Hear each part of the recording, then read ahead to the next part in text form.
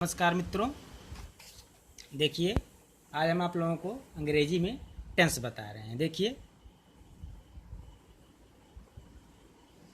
Tense means काल होता है।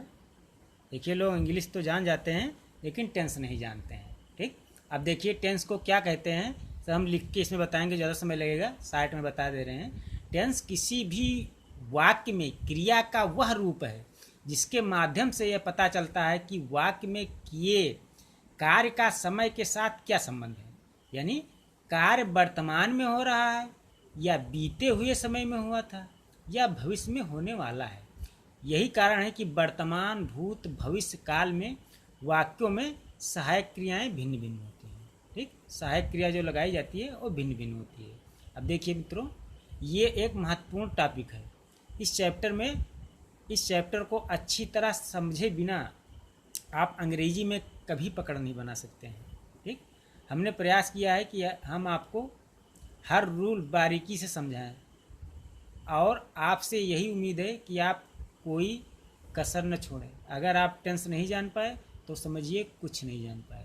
अब देखिए सारा इसमें जो कुछ भी हो रहा है टेंस से मतलब सेंटेंस, ठीक, उसी से होता है, जिसके तीन भाग होते हैं। एक होता है सब्जेक्ट, एक होता है वर्ब और एक होता है ऑब्जेक्ट। ठीक, ये तीन चीज़ हैं। अब देखिए हम आपको सीधे टेंस बता दे रहे हैं।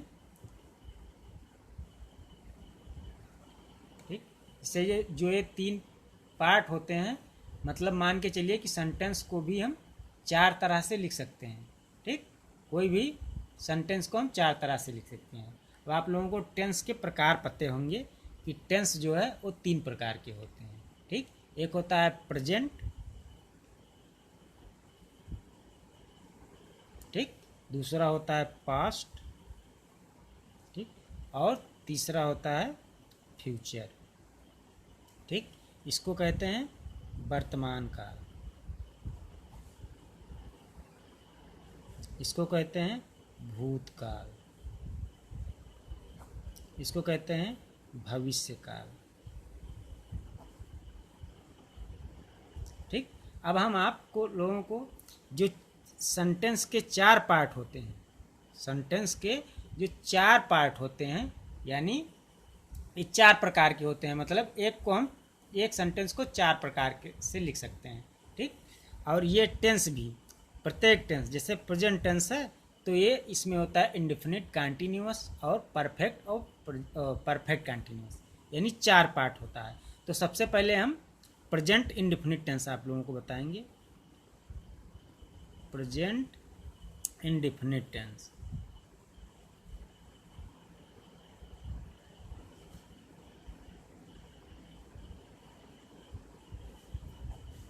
ठीक, तो प्रेजेंट इंडेफिनिट टेंस में देखिए पूरा हम आपको नियम बता दे रहे हैं। इसकी पहचान आप लोग देख लीजिए। पहचान कैसे पहचान करेंगे कि ये प्रेजेंट इंडेफिनिट टेंस है। प्रेजेंट इंडेफिनिट टेंस, ठीक, इनके वाक्यों के अंत में इस प्रकार के टेंस में इनके वाक्यों के अंत में ता है, ती है या ते है आदि शब्द अंत में आते हैं।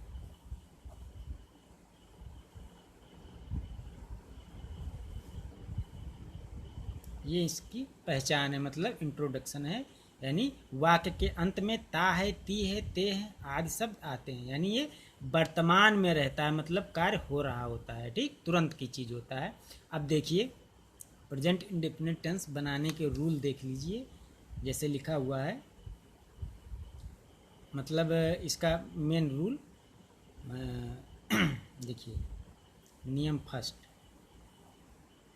ठीक, नियम फर्स्ट है, जब कर्ता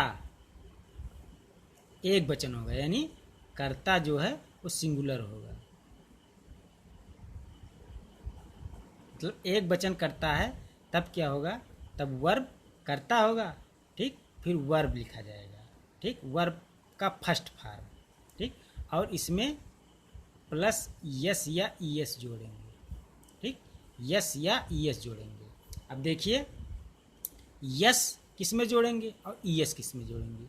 ई एस उसमें जोड़ेंगे, ठीक, जिसमें वर्ब जो है उसके लास्ट में डबल एस आए, ठीक, या यक्स आए, या जेड आए, डबल जेड आए, ठीक, या यस एच आए, या ओ आए, ठीक। ये सब अगर आता है वर्ड में लास्ट में तो उसमें ई एस जोड़ेंगे और सब शेष के साथ यस जोड़ेंगे, ठीक। ये सिंगुलर में, ठीक। और अगर प्लूरल है, ठीक, इसके बाद ऑब्जेक्ट लिख देंगे। और नियम 2 है इसका,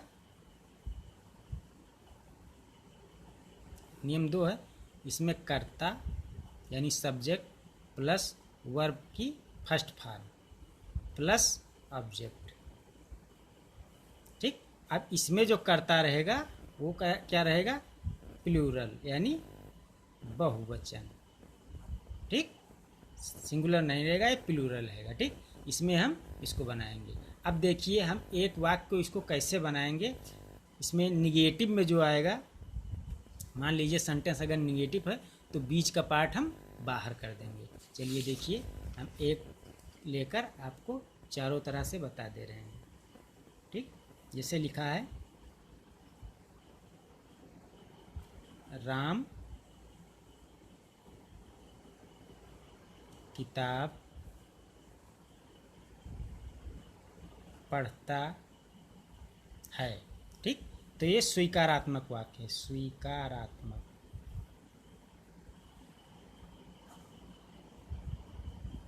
ठीक, यानी अफर्मेटिव सेंटेंस है। अफर्मेटिव सेंटेंस है राम किताब पढ़ता है, तो इसका क्या हो जाएगा, राम, ठीक, पढ़ना क्या होता है, रीड, इसमें यस जोड़ेंगे, ठीक, Ram reads to book, Ram किताब पढ़ता है, स्वीकारात्मक। अब इसी में अगर नकारात्मक हो जाए,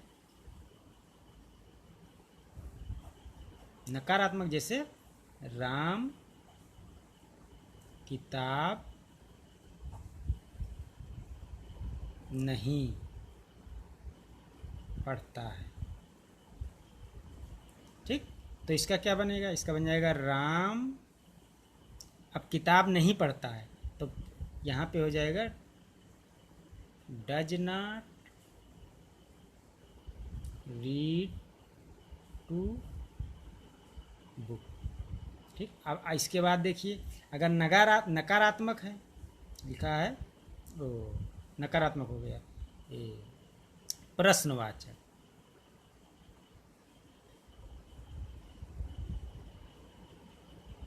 ठीक, प्रश्नवाचक यानी इंट्रोगेटिव। अगर इंट्रोगेटिव सेंटेंस है मतलब क्या राम किताब पढ़ता है, तो इसमें क्या करेंगे, इसी में उसी डज को हम बाहर कर देंगे, ठीक, does Ram read to book, ठीक, डज बाहर हो गया। अब अगर इसी में बीच में, क्या अगर बीच में आ जाता है तो उसकी इंग्लिश सबसे पहले लिखते हैं, ठीक। ये इसका छोटा सा रूल है, जब ये एक जगह जहाँ पे हम आपको रूल देंगे वहाँ पर सारा चीज़ लिख देंगे। अब देखिए interrogative negative sentence, interrogative negative यानी प्रश्नवाचक नकारात्मक वाक्य, प्रश्नवाचक नकारात्मक,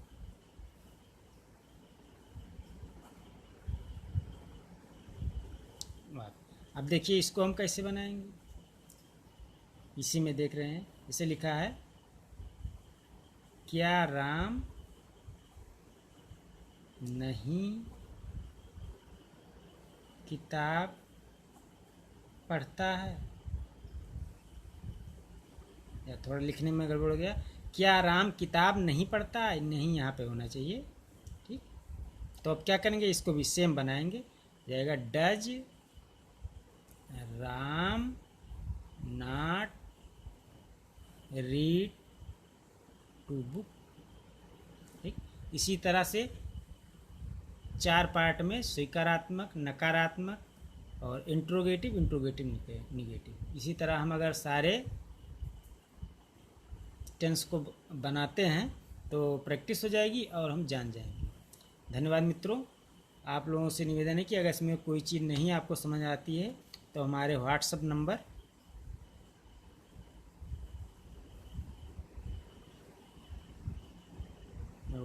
444010, ठीक, इस नंबर पर आप संपर्क करिए व्हाट्सएप पर। हम आपको पूरा डिटेल यानी नियम रूल सारा भेजते रहेंगे। और अगले वीडियो में हम आपको कंटिन्यूअस टेंस, इसी का प्रेजेंट कंटिन्यूअस टेंस के बारे में बताएंगे। और प्रेजेंट इंडेफिनिट टेंस के बारे में मैंने आपको पूरा डिटेल से बता दिया है, इसमें कुछ बाकी नहीं है। जय हिंद।